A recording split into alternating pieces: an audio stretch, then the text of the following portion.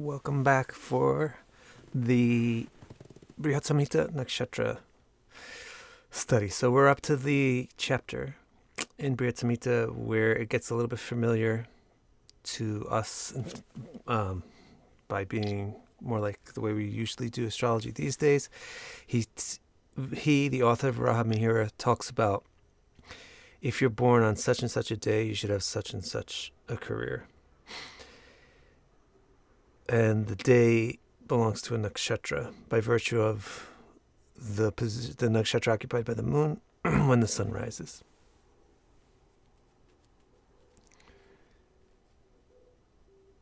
So,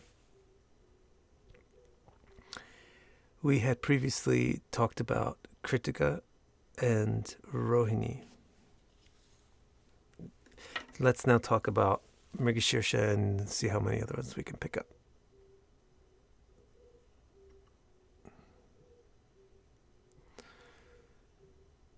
So, for Mrigashirsha, it says, those who are born on the lunar day of Mrigashirsha will delight or deal in perfumes, dress, pearls, flowers, fruits, precious stones, wild beasts, birds, and deer will be Soma Yoga, or singers will be lascivious, will be good writers or painters. All right. So like I said yesterday, what you want to do is you want to think, what do these things have in common? So you can try to figure out, what does this author think? How does the author's mind work? So basically, they all look like very feminine occupations, right? So what that teaches you about Mrigashirsha is it's a very feminine nakshatra. They're gonna do good with perfume, fashion, ornaments, flowers and fruits, jewels, right? That's the whole first. Hey Delmar, that's the whole first. Bardo. I'm gonna make this bigger. 1 second. Yeah, look at that. It's doable. Ken. All right. So the whole first section of things associated with Mrigashirsha are like appearance and cosmetics. Why? So it should be very obvious. I mean, Mrigashirsha is an extremely feminine nakshatra. It's signified by a doe, the eyes of a doe. Jim? It's signified by the eyes of a doe. It's signified by weavers, basket weavers, people who are delicate, people who are not sharp and tough and hard.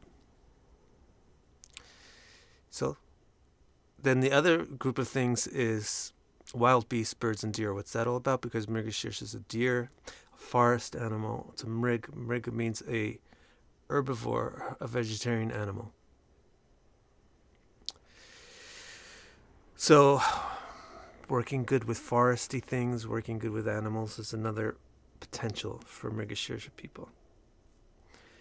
Will be a singer. And that's interesting because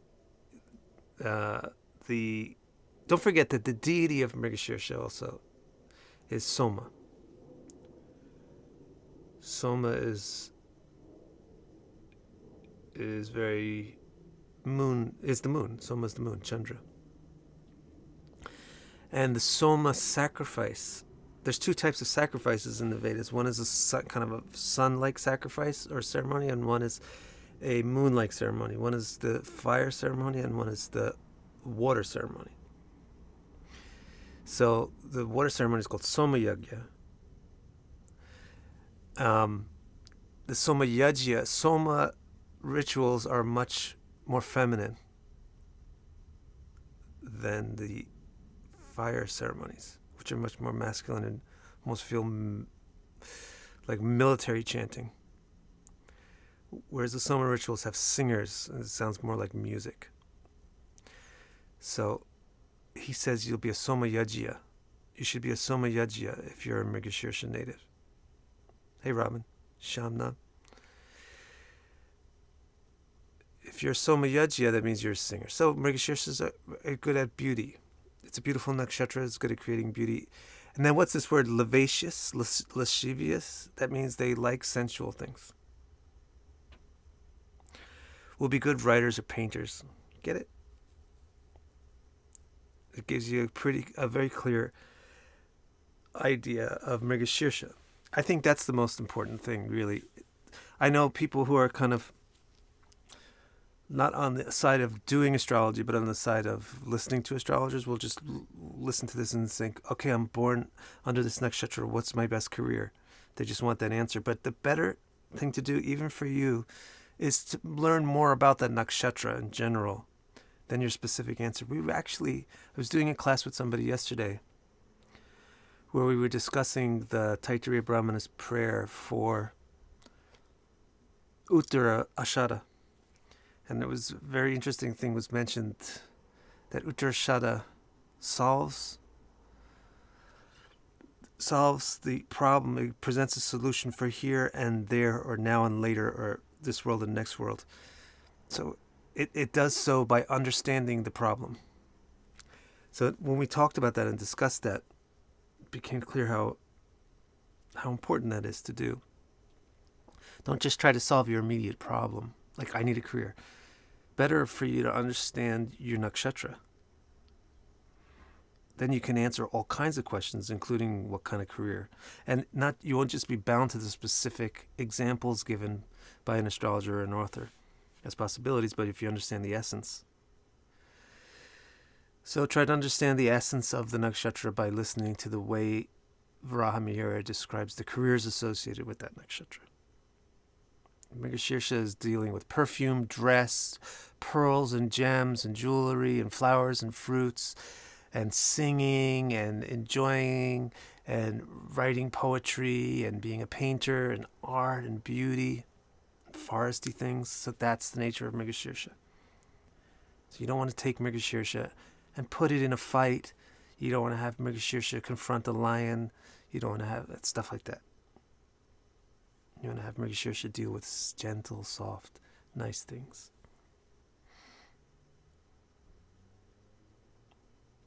Ken wants to know when Mrigashirsha gets activated in a person's life. It depends. Every person will get it activated at a different time, depending on what you have in it.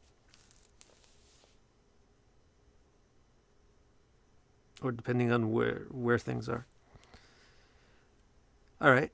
Next up is Ardra, which is quite opposite in its nature to Mrigashirsha. Rohini is very passionate and creative, so it's a little bit like Mrigashirsha, but Mrigashirsha is just the beauty without this passion to it. And then you have Ardra, which is quite different from both of them. Ardra is really tough, hard. So let's listen to what he says about the careers associated with Ardra. I think I'll just read you literally so you can get a chuckle too. Those who are born on the lunar day of Ardra will be good at killing, torturing, lying, cheating, adultering, thieving, and tale-bearing, which I don't see how that's different from telling lies. They will deal with a certain kind of grain called a pod grain, black magic, sorcery, and exorcism. So what the heck? If you're Ardra, you should become a hitman. If you're Ardra, you should become the king's torturer. Or a liar or something. So let me explain. Ardra is Rudra's nakshatra. And Ardra, the sutra for Ardra is destruction of the destroyers. Destruction of the destroyers. So naturally you can get people who are just liars, cheaters, adulterers, thieves, etc., killers. And likely they have a prominence of Ardra. But you should understand, when Varahamihira says, if you're born on the lunar day of Ardra, you're good with killing, it doesn't really mean that or maybe it means you should become a soldier, or maybe it means you should become a hunter. But good with killing doesn't necessarily mean you should kill people. Good with killing means you're good at destroying things that need to be destroyed. And that's what Ardra is good at. Good at lying doesn't mean that you should be the one telling the lies, but it means you're good at dealing with lies. You're good at exposing lies. You're good at dealing with liars, etc. Right? Okay? So that's the nature of Ardra. It's very tough and strong, and it's into destroying, and it's not happy with it. It finds dissatisfaction with things very easy. I love this. I have a listener, Paris, who's been called a supreme being, and then he gave his birth detail. They will deal in black magic, sorcery, and exorcism. So this is another good thing of Ardra. You could be good at magic. You could be good at sorcery. You could be good at exorcism. You could be good at occult. You can be good with spiritual weird stuff in a weird way. Weird spiritual stuff.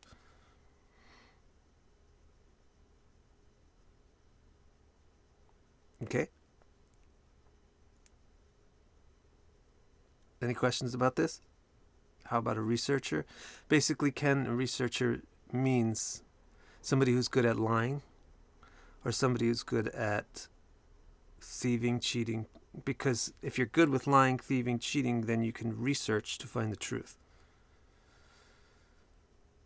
So, right, you want to translate these things. You want to understand the essence of things so that you can translate them into things that are relevant to your life. There's not really a lot of jobs out there that say help wanted, killer needed. Help wanted, torturer, please apply here.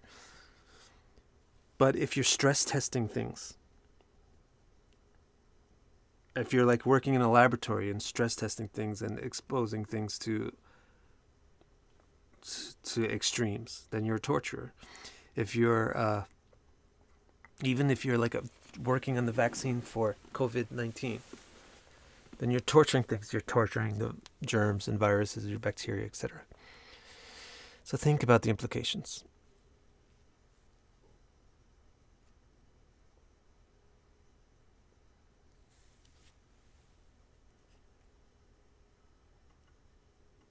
Okay, next. Then no other questions with Ardra. I'm surprised. A bodyguard would be security guard, could be good. Most Ardra people are not, most spiritualists, especially of the, let's say, rigid or extreme or harsh type, are born with on an Ardra day or with an Ardra moon or with an Ardra ascendant. And quite a few scientists are born with the Ardra day or moon or something like that. It's like famous scientists like Einstein and things. Because of the way that they're good at stress testing, researching, and magic. So magic is basically how do you get things to happen that don't... How do you understand the ways that you can't... Magic means the cause produces an effect and you don't know how the cause produces an effect. So if you're good with magic, you can figure out cause and effect where other people can't. But they can be really... They're not like your easygoing people. They're not Mrigashirsha at all. They're very different than Mrigashirsha. Alrighty, we go on. And we're going to look at those born on the lunar day of Punarvasu. So once again, what's it mean to be born on the lunar day of Punarvasu? If you're born on the day where the sunrise had the moon in Punarvasu.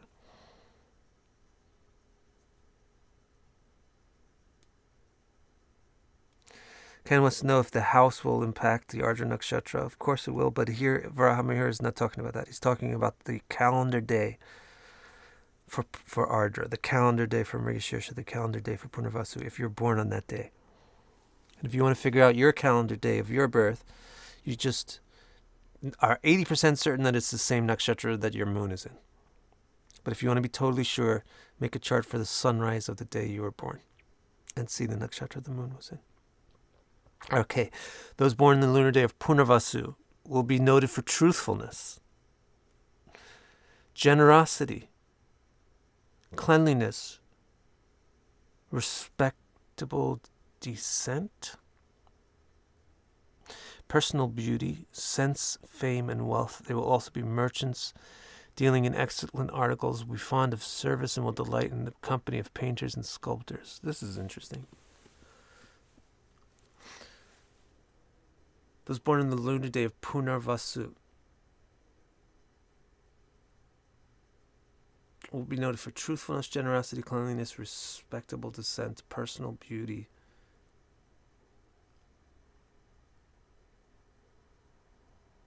They will also be merchants. So it's kind of like the flip side of Ardra in some ways. Instead of being excellent at finding lies, researching flaws, finding bugs in software, things like that, the Punarvasu is able to kind of create a good thing. Ardra is really good at finding and destroying a bad thing, and Punarvasu is good at creating a good thing. Cleanliness. Now, if I'm trying to make sense out of why. Now, the nature of Punarvasu that I consistently experience is people will be comfortable or sometimes even compelled or obsessed with doing something multiple times, returning to the same point, having the same conversation again. You know what I'm saying? So, I think the quality that Punarvasu has up its sleeve is meticulousness. And if you think about what he says here, cleanliness, truthfulness, good manners, that's what respectable descent means. Personal appearance is good. Merchant of fine articles. And they like painters and sculptors. So I think the consistent quality through all these things is meticulousness. They like people who are meticulous. They like to be meticulous. They're good with meticulousness. Bardo wants to know, what's the purpose of coming to the world on a particular nakshatra day? Different dharmas? Yeah, he's describing the different dharmas right here. What are the ones that are least common with the ascendant? There's none that are least common. I think if you take a large enough statistical sample, you'll have an equal distribution. Or I've never done a statistical sample of which nakshatras are more or least common.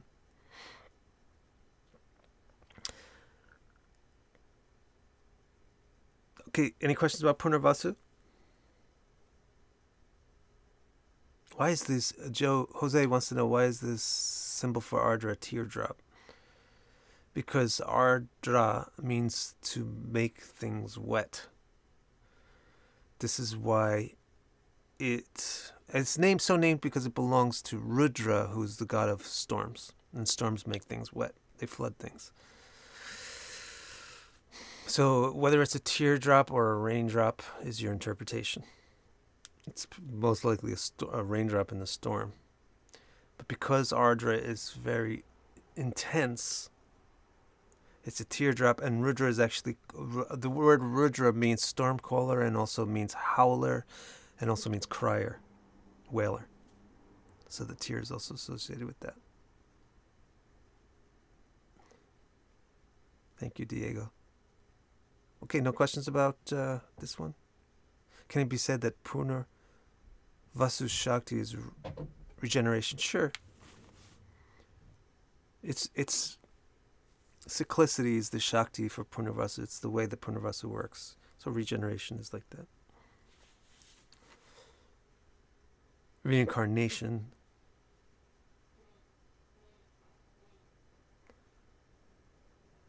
Now let's see. Pusha. Next one is Pusha. How are we doing on time? It's been going for 20 minutes and 20 seconds. And that's also the year. Those who are born on the lunar day of Pusha will be dealers in drugs. No, I'm just kidding. Those who will be born on the lunar day of Pusha will be dealers in barley, wheat, rice, sugar canes, and forest produce.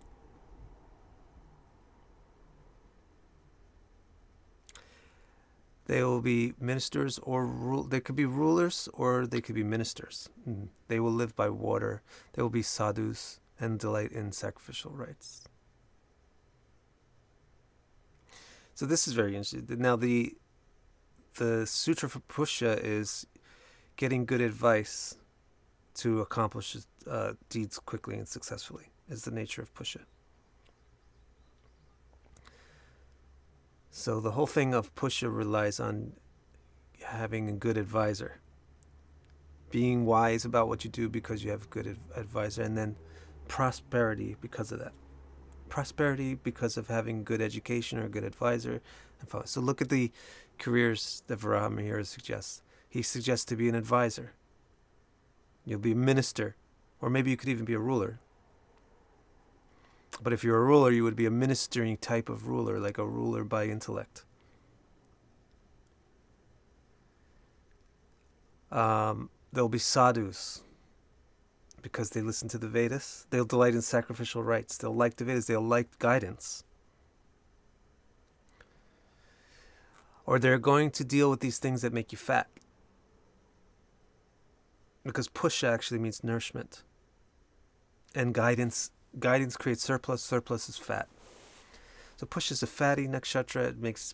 It makes things grow and be nourished and get bigger and succeed. It makes activities succeed by good advice. It makes bodies succeed by good nourishment, etc. So you deal in wheat, rice, all these carbohydrate things, sugar cane, stuff like that.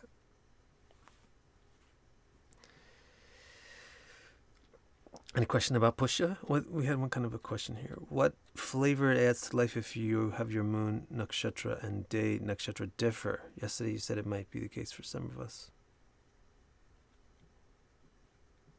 I don't know. Then you have like your focus. It's just not as one pointed. That chart is not as. The interpretation of that chart is not as simple because there's more factors in it. So the life is a little bit more. The recipe for that life has got a little bit more ingredients to it. So think about foods that have more ingredients, and that's the flavor. How it's different. Maybe too many ingredients make it bad, or maybe more ingredients makes it even more interesting. Depends on the way the ingredients mix together. Some people are also. I had somebody yesterday get all confused about this Saturn placement because some people were telling him it's Uttarashada and some people were telling him it's Shravana. And I actually looked at his Saturn and it's exactly on the border between Uttarashada and Shravana. So that's another way that you can get more ingredients when you're just on the border between two. Memories, that's so funny. Heidi wants to know. Ken wants to know. Ken says Pusha is ruled by Jupiter. Is that the reason it gets fat? It's not ruled by Jupiter. Oh, maybe it is ruled by Jupiter. Actually, this is a coincidence where the god of Pusha is Brihaspati. So yeah, Brihaspati makes things bigger. Will they seek guidance? Heidi asked, from anyone or anything in particular? No, but the nature of Pusha is to seek guidance, and the nature of a good functioning Pusha is you seek guidance from good sources. Nature of a poorly functioning Pusha is that you're over reliant on guidance and you Therefore, you take guidance from anywhere and everywhere. What would be the impact of padas? Ken wants to know. No impact. He's not saying anything about padas. Diego gives me some encouragement. All right, we'll do a few more minutes of this. We got like 5 more minutes set aside for it. So, Ashlesha. So this one might come to be pretty similar with Ardra. Well, let's see what this one is. So actually, this is quite different than Ardra. Ardra Nakshatra is Rudra's Nakshatra. Ashlesha Nakshatra is Naga. And the Nagas, although Rudra has an incarnation as a Naga, the Nagas are quite different from Rudra. The Nagas are actually quite materially oriented. And Rudra is quite disinterested in or dissatisfied with materialism. So they do have a different flavor. We're actually going to see Ashlesha seems to be kind of like a combination between Mrigashirsha and Ardra, if you combine those two. Mrigashirsha was all feminine and dealing with perfume and cosmetics and fashion, and Ardra was all really serious, like scrutiny and debugging and research. And now this Ashlesha is like a combination of the two. Those who are born on the lunar day of Ashlesha will be dealers in perfume, roots, fruits, reptiles, serpents, and poison. They will delight in cheating others of their property. So it's got something to do with, it sounds a bit like Ardra. Will be dealers in pod grains. That's also Ardra, right?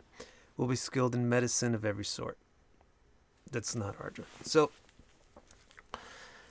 that's the Nagas. The Nagas are like deep serpents, but they're also very feminine and sensual. I think Ardras are very cool, but Nagas have a difficult time with actual spirituality. They get caught up in magic and mistake it as spirituality. So they like to get material things by magical or mystical manners. This is why they're good at cheating others of the property. It means they'll be good at tricks or pulling off amazing deeds. Pod grains, I think, are so called because they're hidden inside a pod, and so they're good at dealing with hidden things. Both nakshatras. Those who are born, but again, you get perfumes and fruits, kind of like Mrigashirsha. They're also he doesn't mention this, but I'll tell you that they're very good with dancing.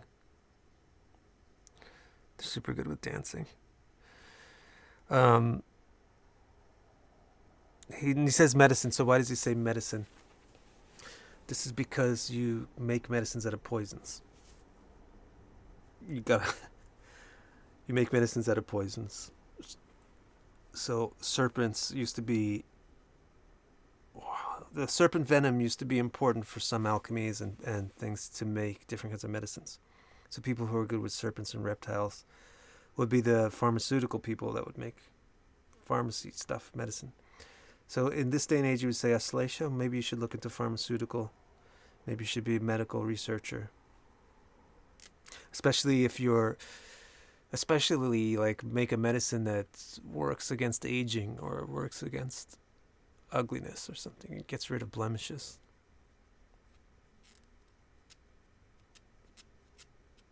All right, let's call that a session. So what is it? It's still Thursday. So tomorrow we'll start off with Magha. Great. Now I'm going to just start a new stream so we can talk about Bhagavatam, and we can hear about Narada's last life, Narada's previous life, and how it ended and how he was able to remember it. So stick around for a second for that. Sunscreen.